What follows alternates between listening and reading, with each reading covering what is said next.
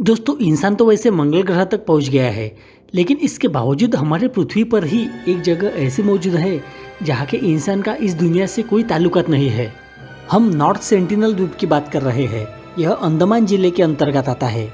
North sentinel द्वीप भारत का एक ऐसा द्वीप है जिस पर 60,000 साल से इंसान रह तो रहे हैं, मगर हम आज तक नहीं जानते हैं कि वे खाते क्या है, बोलते क्या है। और महज 23 वर्ग मील के इस छोटे से द्वीप पर सुनामी, तूफान जैसी आपदाओं के बावजूद खुद को कैसे जिंदा रखे हुए है।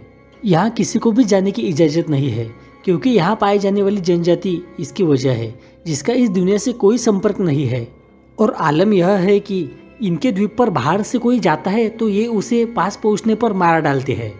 वे लोग बहुत हिंसक और खतरनाक माने जाते हैं। अब तक इनके संपर्क या इनके पास जाने के जितने भी प्रयास किए गए वो सब विफल रहे। बाहरी दुनिया का कोई भी शख्स जैसे ही इनके पास पहुंचता है, ये जलते हुए तीरों से और जहर लगाए भालों से उन पर हमला कर देते हैं। 2004 में जब सुनामी आई तो इसके बाद सरकार ने इनको हुए नुकसान या इनका पता लगाने के लिए एक सैन्य हेलीकॉप्टर इस इलाके में भेजा। जैसे ही हेलीकॉप्टर इनके पास पहुंचा, इन्होंने हेलीकॉप्टर पर ही हमला कर दिया। कहते हैं 2006 में 2 मछुआरे सेंटिनल द्वीप के लोगों द्वारा मार दिए गए थे, जब वे आइलैंड के काफी करीब पहुंच गए थे। इससे पहले 1970 में नेशनल जियोग्राफिक के डायरेक्टर अंडमान के द्वीप समूह पर डॉक्यूमेंट्री बना रहे थे। तभी शूटिंग के दौरान उन पर भालू से हमला बोल दिया गया, जिसमें वह जख्मी हो गए थे।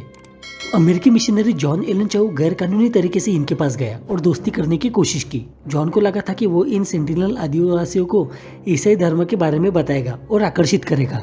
जॉन ने मछुआरों को 25,000 रुपए दिए, जो उनके हिसाब से काफी बड़ी रकम थी, और वह गैर कानूनी तरीके से इनके पास पहुंच गया। मछुआरे थोड़ी दूर पर जाकर रुक गए और वहां से जॉन द्वीप पर पहुंच गया। पहले दिन तो वो वापस आया, लेकिन दूसरे दिन फिर जॉन ने वही किया और इस बार वो वापस नहीं आया। मछुआरों ने द्वीप पर देखा कि जॉन की लाश को आदिवासी ले जा रहे थे। 1980 को ऑस्ट्रेलिया और बांग्लादेश के बीच एक मालवाहक जहाज सफर कर रहा था। उस वक्त मौसम बहुत खराब था और उसी खराब मौसम के चलते वह जहाज भटककर नॉर्थ सेंटिनल आइलैंड के टापू से टकराया।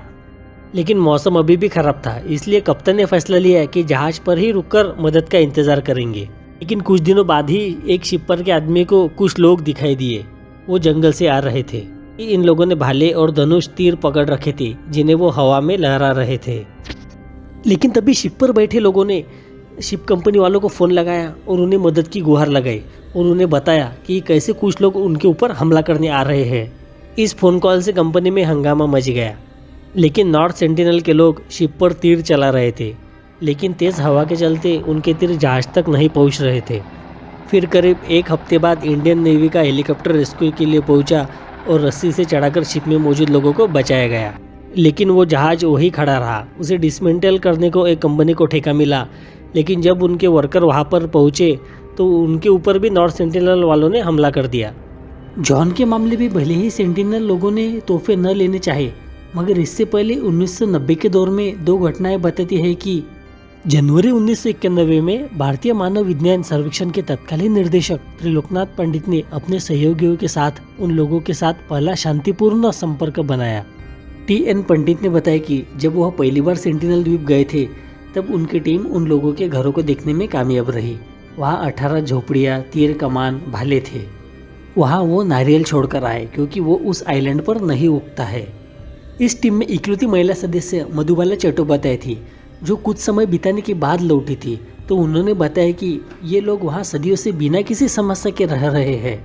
1896 में संभवतः काला पानी से भागकर एक कैदी नाव के जरिए इस आइलैंड तक पहुँच गया था।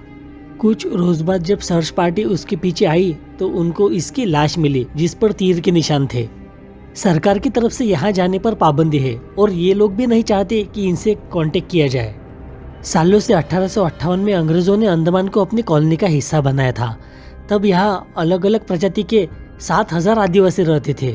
ब्रिटिश आने के साथ आई बीमारियाँ। इन लोगों में इन बीमारियों के लड़ने के लिए कोई नेचुरल इम्यूनिटी नहीं थी, इसलिए 150 साल बाद इनकी संख्या सिर्फ 300 के आसपास ही रह गई। अधिकतर जनजातियाँ लुप्त हो चुकी है। सेंटिनल जनजाति एकमात्र जनजाति है जिसे बाहरी लोगों से दूरी बनाकर रखी है और इसी के कारण ये बची हुई है। तो आशा करता हूँ दोस्तों आपको ये जानकारी अच्छी लगी होगी। ऐसे ही और नई वीडियो देखने के लिए मेरे चैनल को लाइक, सब्सक्राइब और शेयर करना ना भूलिएगा।